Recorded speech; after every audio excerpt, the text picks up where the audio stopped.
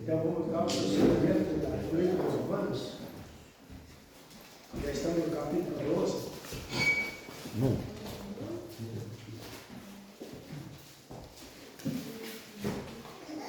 Volto a dizer que esse livro de Romanos é uma ligação entre os gentios e os judeus. Tá? Todos os capítulos o apóstolo Paulo vem falando a respeito disso. Mas é um livro muito importante para o nosso aprendizado, o nosso crescimento espiritual.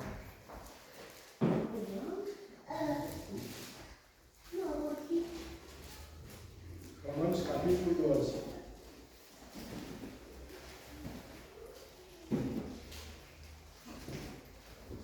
O versículo 20. Rogo-vos, pois, irmãos, pela misericórdia de Deus, que apresenteis o vosso corpo por sacrifício vivo, santo e agradável a Deus, que é o vosso culto racional.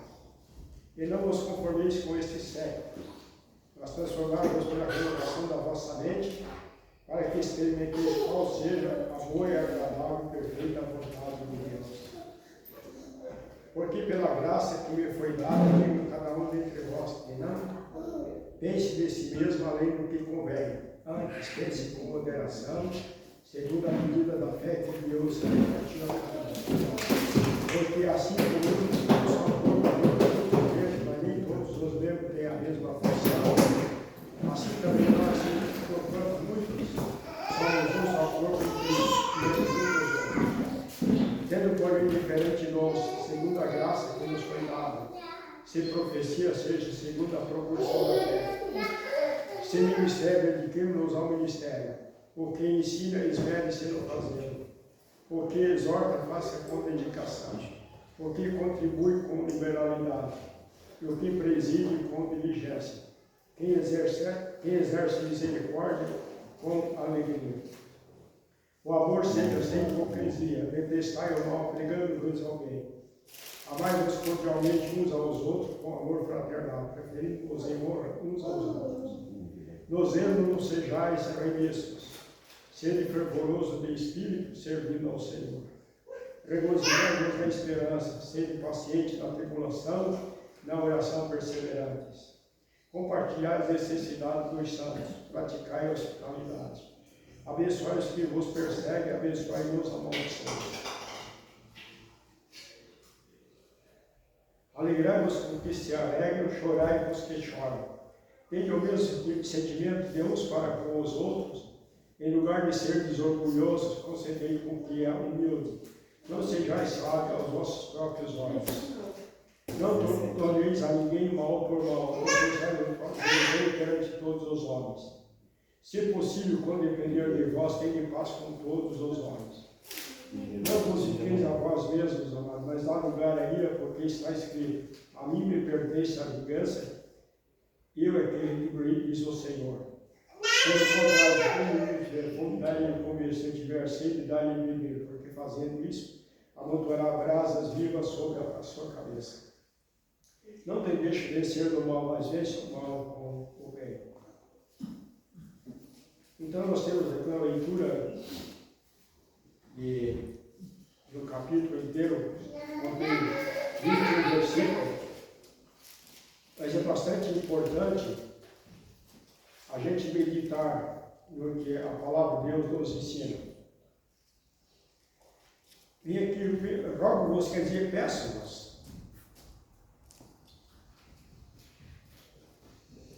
E o apóstolo Paulo está fazendo um pedido, demonstrando pela palavra de Deus, pela misericórdia de Deus, que fez o nosso corpo, por sacrifício vivo, santo, agradável a Deus, que é o vosso culto racional.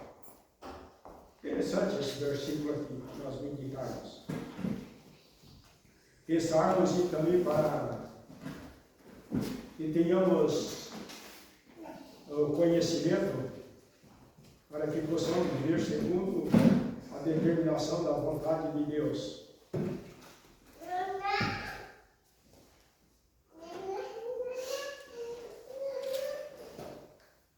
Quando ele fala aqui, ofereça o seu corpo como sacrifício vivo, santo e agradável a Deus, que é o vosso culto racional.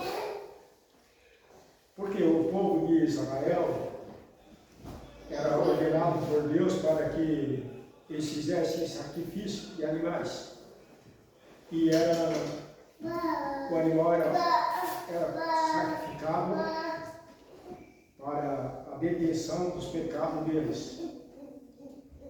Aqui na igreja, o corpo de Cristo, diz ao vosso corpo, como sacrifício vivo, não sacrifício morto, mas sacrifício vivo,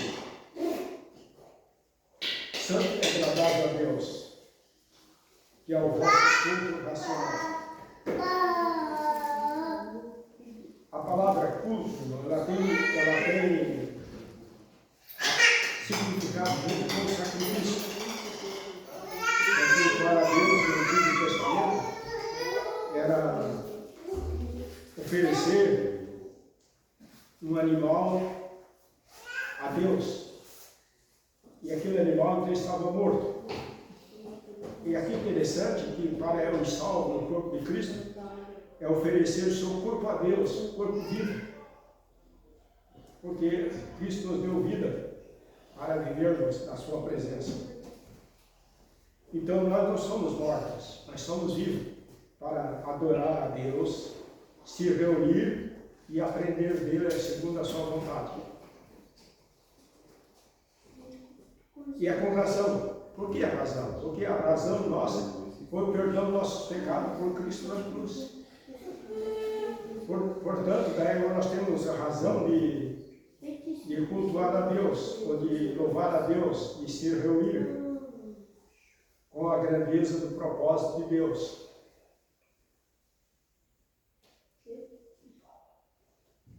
O segundo versículo diz: não vos conformeis com este século, mas transformai-vos pela renovação da vossa mente, para que experimente qual seja a boa, agradável e a perfeita vontade de Deus. Aqui está que possamos pensar assim, o julgamento intimamente individual de cada um. Quando olhamos para esse mundo, o que tem de bom nesse mundo? Não tem nada de bom. Isso é a realidade das coisas. Nós mesmos passamos por sérias consequências. Seja qual for a natureza, mas se passa.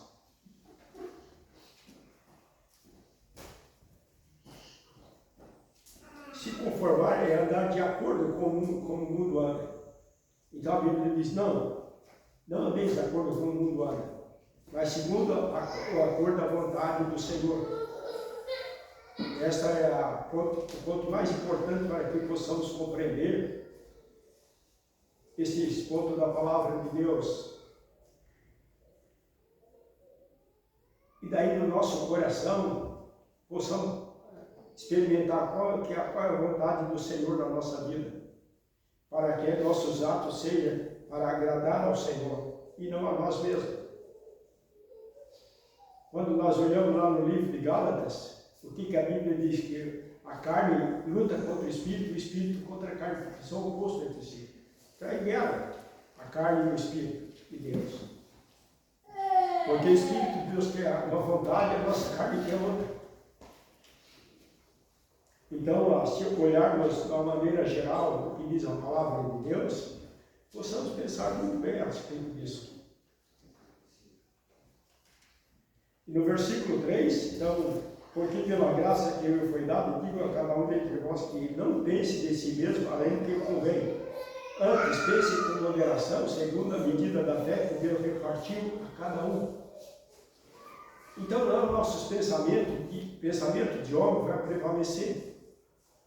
Devemos pensar de acordo com o que está ensinado pela palavra de Deus e pela luz do Espírito de Deus em nossos corações, para que possamos experimentar qual é a vontade de Deus em nossas vidas.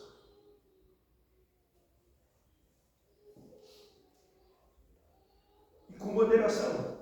Não é um pensamento jogado de qualquer maneira. É de moderação. O que quer dizer moderação? Moderada? Com calma, com tranquilidade, com aquilo que é de acordo que se dê a fazer a vontade do Senhor. Não é uma coisa jogada ao vento, de qualquer maneira.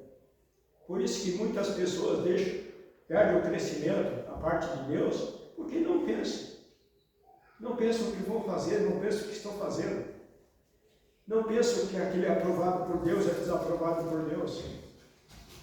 E quando o salvo ele pensa, Deus esclarece qual é a sua vontade na vida de cada um de nós.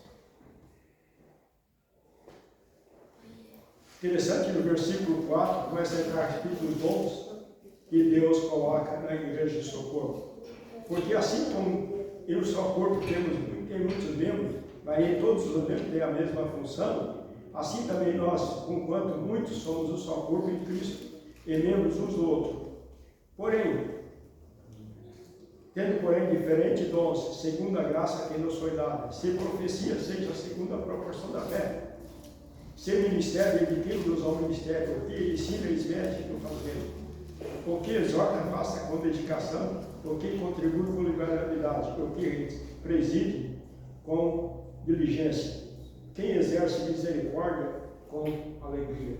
Então vimos aqui várias posições de dons que Deus coloca na igreja para o serviço da edificação do corpo de Cristo. Veja a misericórdia de Deus como Deus, Ele faz as coisas corretas. E muitas vezes, por muitas vezes não há essa obediência na igreja. Certo? Principalmente dentro da liderança, ao mesmo respeito. Isso não é bom, isso não é a vontade do Senhor. A vontade do Senhor é que a pessoa esteja muito atenta, com moderação aos seus pensamentos, na presença de Deus, para fazer aquilo que é do agrado do Senhor. Ou seja, aquilo que o Senhor determinou por sua palavra, para que todos em Cristo possam estar vivendo de acordo com a vontade de Deus. Versículo 6 diz: tendo, porém, diferentes dons, segundo a graça que nos foi dada, se profecia, seja segundo a proporção da fé. Se ministério, dediquemos-nos ao ministério, o que ensina, esmere no fazer. Então aqui está mostrando alguns pontos. A profecia aqui, irmão, vamos ressaltar uma coisa importante aqui. Que alguns grupos se baseiam ainda em fazer a profecia para que as pessoas então se convençam para aquilo que eles falam. Não é assim que a Bíblia ensina. A profecia está toda escrita. Se uma pessoa quer ser profeta, olha as profecias da Bíblia e fala a respeito dessas profecias, com entendimento da palavra de Deus. Vamos falar de uma profecia que o apóstolo Paulo escreve para os salvos, no dia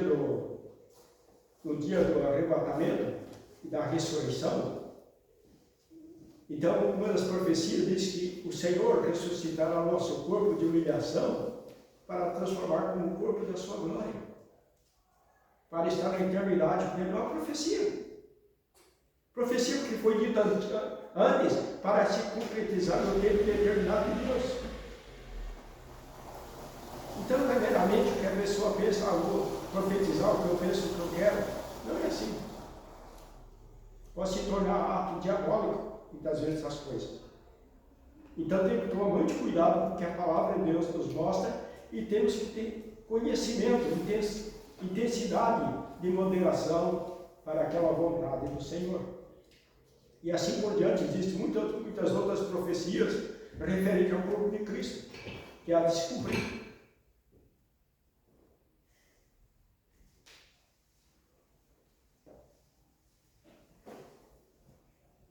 Se ministério, dediquemos-nos ao ministério. O que ensina, eles devem ser o fazer. Então aqui tem duas coisas. Ministério, que é a parte que cabe a pessoa ministrar a presença de Deus perante os irmãos, perante o mundo, e também o que ensina. Se esmere-se no ensinar, quer dizer, se dedique com aquilo que é de real. Não se pode ensinar coisa que é proveniente do homem. Está na palavra de Deus. E a palavra de Deus, ela é certa, é verdade, é pura, é real.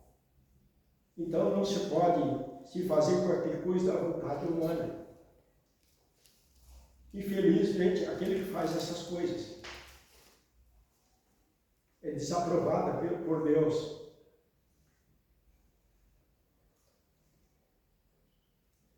O que exorta, faça com dedicação, e o que contribui com liberalidade, e o que preside com diligência, quem exerce misericórdia com alegria. Temos 4 pontos importantes aqui. Primeiro, exortação. Exortar quer dizer aconselhar, fazer ver aquilo que é real. Limitar o irmão que está andando numa posição que é contrária à vontade de Deus, chegar e conversar. Conversar com calma, com diligência, com amor, para que este irmão não continue no caminho errado, mas sim que esteja presente diante do Senhor. E essa parte é feita com dedicação. O que contribui? Aquela pessoa que tem prazer de saber que o Evangelho deve ser anunciado, então ele passa a contribuir. É uma coisa muito importante, irmãos, no ministério. Às vezes, com uma ajuda financeira de um irmão para uma pessoa levar o Evangelho, pode ter 2 ou pessoas mais salvas em Cristo. Uma coisa muito importante. E aí a Bíblia que está falando, não é eu que estou falando, é a Bíblia, é a palavra de Deus. E nós temos encontrado muitas dificuldades nesse ponto. Muita dificuldade.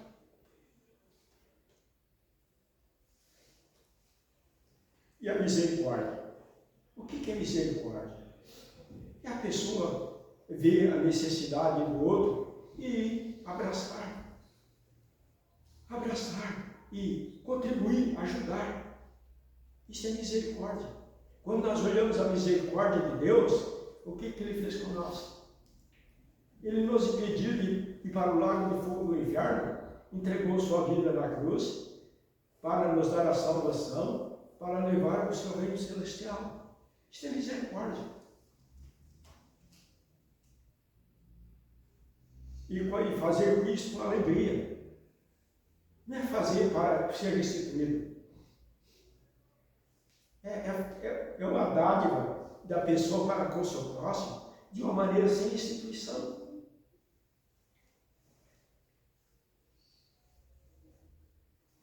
Tudo isso deve ser feito com amor. E daí diz o versículo 9, o amor seja sem hipocrisia, detestai o mal, pegando-vos ao bem. Coisa importante esse versículo aqui. Esse versículo aqui foi um versículo que no início me chamou muita atenção. Porque a gente encontra tanto amor fingido, tanto amor com hipocrisia, com falsidade, que é terrível, tanto para aquele que pratica quanto para aquele que está recebendo, que está sendo lesado nessa situação. O amor hipócrita, o amor falso, tem destruído a vida de muitas pessoas. Muitas pessoas.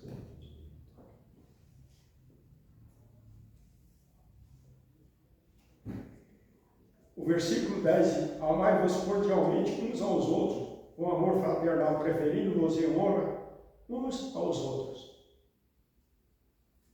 Interessante, né? Esse versículo 10 aqui, o versículo 9 diz, não tenha amor por falso.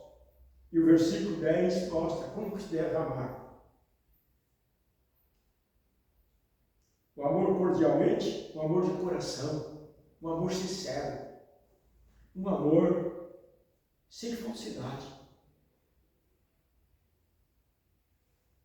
um amor que edifica, um amor que traz resultado importante para quem está recebendo esse amor e para quem está dando esse amor. Hoje nós vimos muitas pessoas falar em amor, falar isso, aquilo e outro, mas não é, praticamente tem que tomar cuidado, porque muitas vezes o amor é com conveniência própria, amor com mentira, com falsidade, com hipocrisia.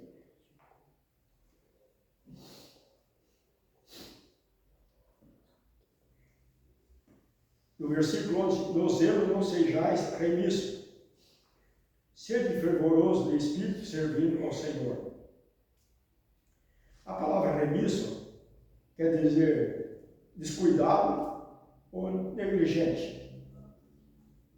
Então os versículos vão se completando diante dos ensinamentos tão puro e real da parte de Deus que está na sua palavra.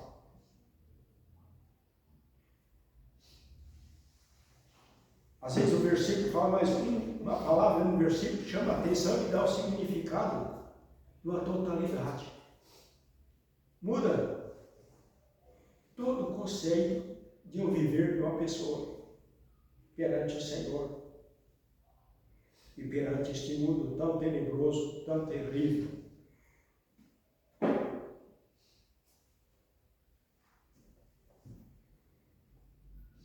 Regozijai a esperança, esteja paciente na tribulação, na oração perseverante. Compartilhai as necessidades dos santos, praticai hospitalidade. Abençoai os que vos perseguem, abençoai não os amaldiçois. Isso é a característica do amor.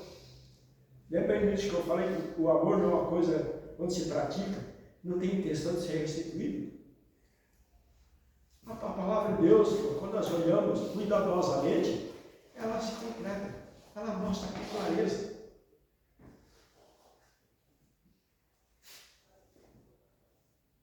A palavra regozijai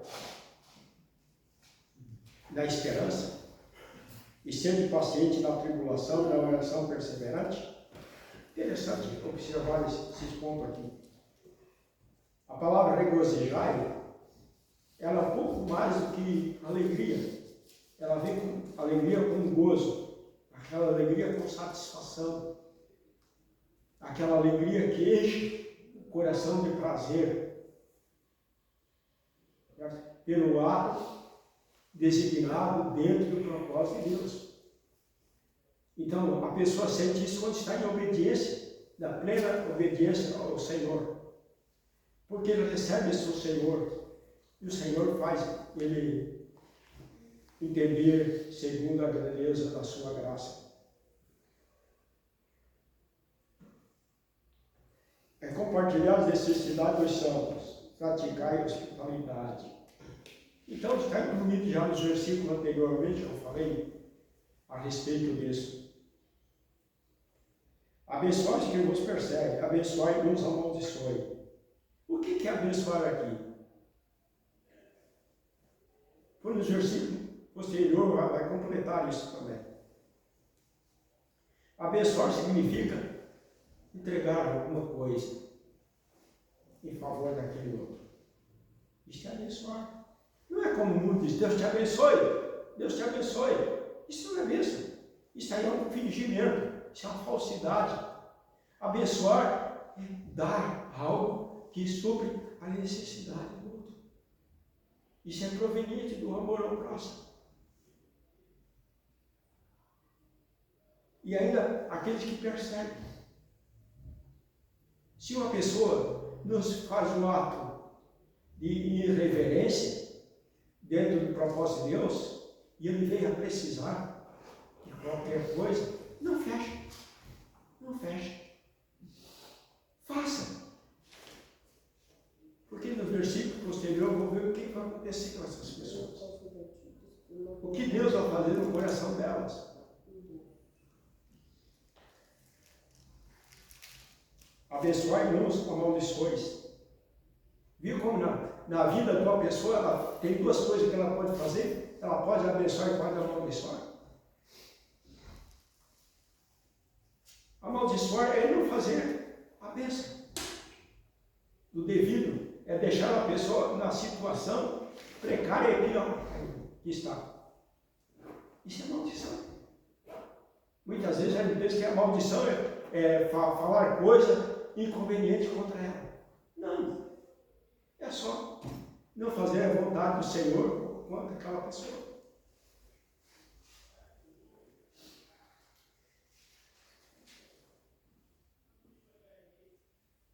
Alegrai-vos com o que se alegra, e chorai-vos que choram. Já pensou?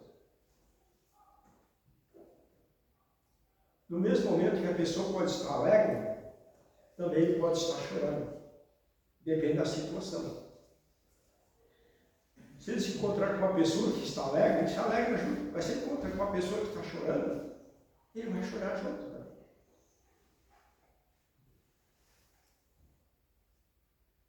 Isso é que a palavra diz.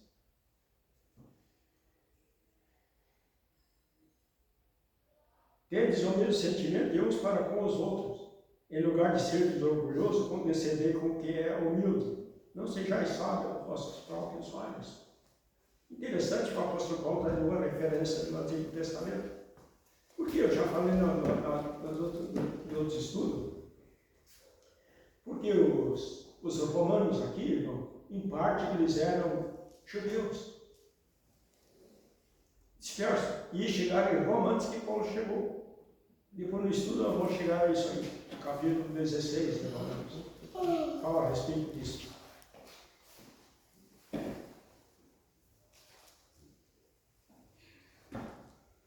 Tende o mesmo sentimento de uns para com os outros, em lugar de seres orgulhosos, condescendei porque é humilde, não sejais sábios aos seus próprios olhos.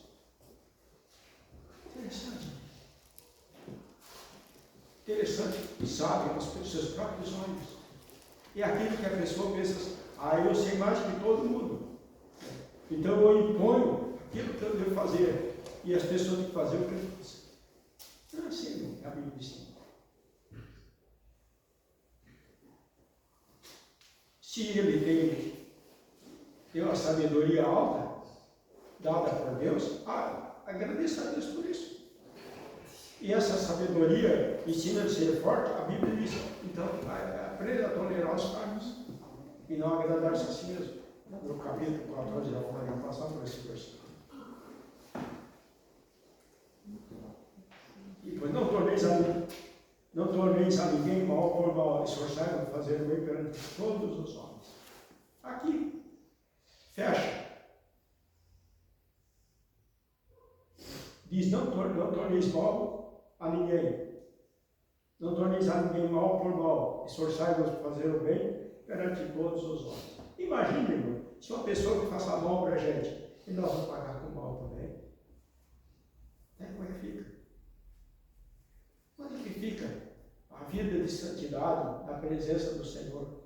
Se nós estamos num mundo conturbado, de tantas consequências, de tanta ideologia, de tantas opiniões, e assim por diante.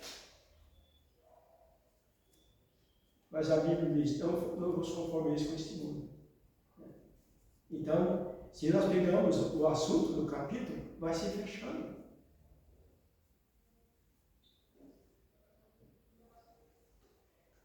Se é possível, quando depender de vós, tende paz com todos os homens.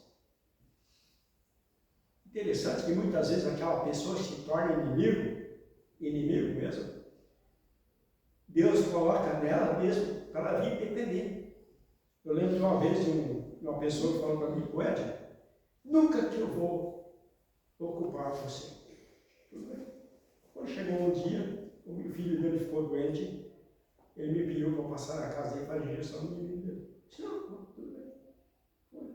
Ele me recebeu muito bem na casa dele, e eu lembrei desse versículo. O versículo posterior não chegar aqui. Imagina assim, se eu falasse para ele, não, assim como você fez aquele assim, ó, te vira. Onde ficaria meu testemunho?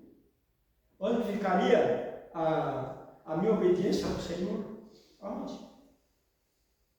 Aonde eu poderia mostrar um amor a Ele e a sua família?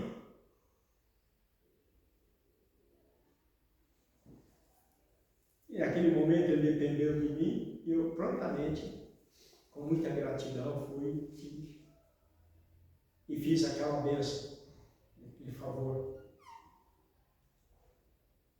ao filho dele, principalmente ele que era pai. No versículo 19, não vos vingueis a vós mesmos, amados, mas dá lugar a ira, porque está escrito, a mim me pertence a vingança, eu é que retribuí os seus crimes. Então nós sabemos que todas as pessoas, todas, tanto os salvos como não os salvos, vão estar um dia perante o tribunal de Deus ou de Cristo. O tribunal de Cristo é para os salvos, o tribunal de Deus é para os perdidos. Todos vão estar.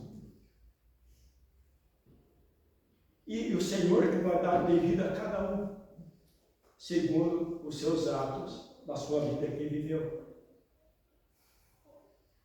Porque é o Senhor que vai retribuir. Agora vem o versículo 20. Pelo contrário, se o teu inimigo tiver fome, dá-lhe de comer. Se tiver sede, dá-lhe de beber, porque fazendo isso, amontoará brasas vivas sobre a sua cabeça. Esse versículo aqui, eu gostaria de trazer uma referência do Antigo Testamento. Olhadinha aqui. É em Provérbio 25, 21 e 22. Quem gostaria de encontrar, pode encontrar ele.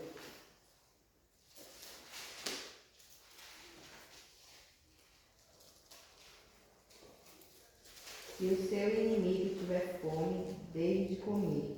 Se tiver sede, dê-lhe de beber. Fazendo isso, você amontoará brasas vivas sobre a cabeça dele, e o Senhor recompensará você. Interessante. O que significa essa brasa viva sobre a sua cabeça? É que a pessoa vai pensar. Eu fiz o mal para ele, eu precisei, ele veio e acudiu. Então, Deus, ele sabe fazer as coisas, ele faz coisas muito bem feitas. E nós sabemos que a palavra de Deus nos ensina com muita clareza a respeito disso.